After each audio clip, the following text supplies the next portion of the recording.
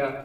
Entrance भी देंगे, कुछ लोग अच्छे अच्छे कॉलेजेस में एडमिशन भी लेंगे इंशाल्लाह, इंजीनियरिंग में जाएंगे जैसे हर साल जा रहे हैं, मेडिकल फील्ड में जाएंगे और फार्मेसी फील्ड में जाएंगे, कुछ लोग टीचर्स बनेंगे।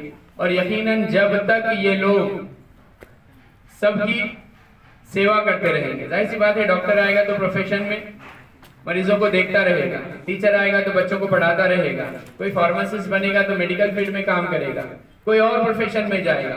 लेकिन जब तक ये इंसानियत के लिए काम करते रहेंगे तो यकीनन मैं कह सकूंगा कि कहीं ना कहीं उसमें मेरा भी थोड़ा सा क्यों ना हो मेरा भी हिस्सा है, और इसी वजह से शायद हम तरक्की करते जा रहे हैं। दूसरी बात, रिजल्ट तो आएगा, अच्छा करियर भी बनेगा, फ्यूचर भी अच्छा होगा यकीनन सभी का, लेकिन सबसे बड़ी बात यह है कि आपने एजुकेशन क्यों हासिल किया है। इसका ये मकसद तो हरगिज भी नहीं है कि हमने अच्छा पैसा कमाने के लिए एजुकेशन हासिल कर रहे हैं, वो तो कोई भी कमा रहा है आजकल। तो एक एजुकेटेड पर्सन में और एक अनएजुकेटेड पर्सन में फर्क होना चाहिए ना। और सबसे बड़ा फर्क जो रहेगा वो क्या रहेगा, उसका बिहेवियर, उसका किरदार, वो समाज में कैसे पेश आ रहा है, कैसे लोगों की हेल्प कर रहा है। देखो डॉक्टर तो सब बन रहे हैं, लेकिन आपने सुना होगा अरे भाई वो डॉक्टर के पास नहीं जाना, उन्हें बहुत लूटता, सुने होंगे आपने। अरे भाई वो सर ऐसे पढ़ाते, अरे भाई वो ऐसा है, वो इंजीनियर अच्छा नहीं है, उन्हें काम बराबर नहीं करता, वो सर ऑफिस में जो है रिश्वत लेते, सुना होगा आपने। वहां गए तो 500 के बगैर काम नहीं होता, देखो पैसे रखना पड़ता तो काम। ये जो कंसेप्ट है, ये कंसेप्ट बदलना चाहिए। अगर आप एजुकेशन हासिल कर रहे हो तो आपको ये समझ में आना चाहिए कि सही क्या है और गलत क्या है। अगर यही समझ में नहीं आ रहा तो फिर क्या मतलब, बोलिए, है ना। और दूसरी बात, लड़कियां, एक बात याद रखो, लड़का अगर पढ़ता है तो सिर्फ एक लड़का पढ़ता है, लेकिन अगर लड़की अगर पढ़ती है तो पूरा परिवार, एक पूरा उसका परिवार, एक पूरा खानदान पढ़ता है, राइट। तो देखो नेपोलियन ने कहा आप मुझे एजुकेटेड माएँ ला कर दो, मतलब ऐसी मॉम्स जो एजुकेटेड हो, तो मैं आपको एक एजुकेटेड पूरा सिस्टम खड़ा करके दे दूंगा। इसका मतलब क्या होता है कि अगर एक माँ एजुकेटेड होगी तो यकीनन वो बच्चों को एजुकेशन की तरफ डाइवर्ट करेगी, हायर एजुकेशन की तरफ भेजेंगी। अभी देखो अगर हम एग्जाम्पल ले लें, अपने जो मम्मीज है उनका एजुकेशन क्या था, 7th 8th 9th 10th, हमारे जमाने, हमारे मम्मीज की बात करें, आपके मम्मीज की बात करें तो 11th 12th। लेकिन अभी जो एजुकेशन हो रहा है, लड़कियां मैक्सिमम बीएससी कर रही है, बीए कर रही है, बीएड कर रही है, डीएड कर रही है, राइट, कुछ फार्मेसी कर रही है। तो ये जो चेंज आ रहा है, अभी देखो हमारे मम्मी 8वीं पास 9वीं पास थे, 10वीं पास थे, ऐसे, उसके बावजूद आपको साइंस में एडमिशन कराए, इसके बाद भी बच्चों को इंजीनियरिंग में भेज रहे, मेडिकल फील्ड में भेज रहे। अब अगर समझो लड़कियां अगर ग्रेजुएट होती हैं तो वो एजुकेशन के मामले में कितनी हिसास होगी, सही है। इसका मतलब एजुकेशन अगर लड़की हासिल करती है तो ये बहुत बड़ा अचीवमेंट है और इसकी वजह से समाज में बहुत बड़ा चेंज हो सकता है, राइट। तो सबसे बड़ी बात यही है कि अगर आप एजुकेशन हासिल कर रहे हो तो आपको सही और गलत में फैसला करने आना चाहिए।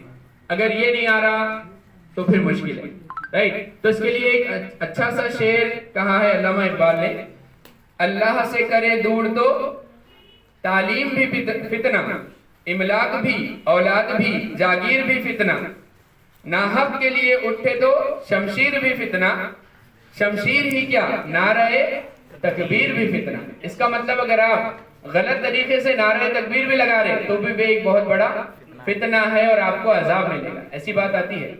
इसका मतलब अगर आप एजुकेशन हासिल कर ली और फिर लूटने का तो लूट रहे, कोई इंप्रूवमेंट नहीं, समाज के लिए कोई आप इंप्रूवमेंट नहीं कर सक रहे, तो ये कहीं ना कहीं नुकसान वाली बात है, ठीक है। तो मैं यही सबसे रिक्वेस्ट करूंगा कि आप लोग जहां भी जाएं इसके बाद अच्छे से अच्छे कॉलेजेस में एडमिशन लें, या फिर अपनी पर्सनल लाइफ में हमेशा एक बात याद रखना है, सच और झूठ, सही और गलत में फैसला करने की हिम्मत रखो और उसको अमल करने की ताकत रखो, राइट। दूसरी बात, अब ये सारी बातें तो एजुकेशन से रिलेटेड हो गई। एक बात याद रखो, इसके बाद पूरी जिंदगी है आपकी, स्पेशली 12th वालों के लिए बोल रहा हूं मैं, क्योंकि ये लोग तो अभी 1 और साल है हमारे साथ। इस पूरे आगे आने वाले जिंदगी में आपको डिफरेंट मोड आएंगे, अलग अलग प्रॉब्लम्स आपके सामने क्रिएट होंगे, लेकिन हमेशा याद रखो प्रॉब्लम कितना भी बड़ा हो उसका सोल्यूशन भी रहता है। देखते हैं ना हम लोग, हर फिजिक्स के प्रॉब्लम का सोल्यूशन रहता है, किसका बड़ा किसका छोटा, कोई जल्दी सॉल्व हो जाता, कोई देर से सॉल्व होता। ठीक वैसे ही आपके लाइफ में भी प्रॉब्लम्स आएंगे, इसमें कोई शक नहीं, लेकिन प्रॉब्लम्स को हैंडल करना है, राइट, बगैर रुके के आगे बढ़ते रहना है। याद रखो हमेशा के लिए कुछ भी नहीं होता, जो भी प्रॉब्लम्स आएंगे धीरे धीरे सॉल्व होते जाएंगे। लाइफ में हिम्मत से आगे बढ़ना है, हर चीज को हैंडल करना है, रिजल्ट जैसा भी आए। अब देर हो गई, देर तो हो गई, सही बात है, देर हो गई है, लेकिन अब जैसा भी रिजल्ट आया है उसको लेकर बैठने का नहीं।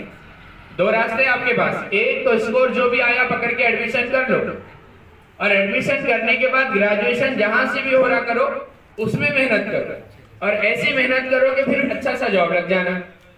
और अगर किसी को लग रहा नहीं भाई अच्छे कॉलेज में एडमिशन हो सकता है, तो फिर वो क्या करेगा, रिपीट करो, एक साल रिपीट होने दो। ये कहीं ज्यादा अच्छा है कि आगे रुक जाने से अच्छा है कि एक साल रिपीट करके फिर से आगे बढ़ो।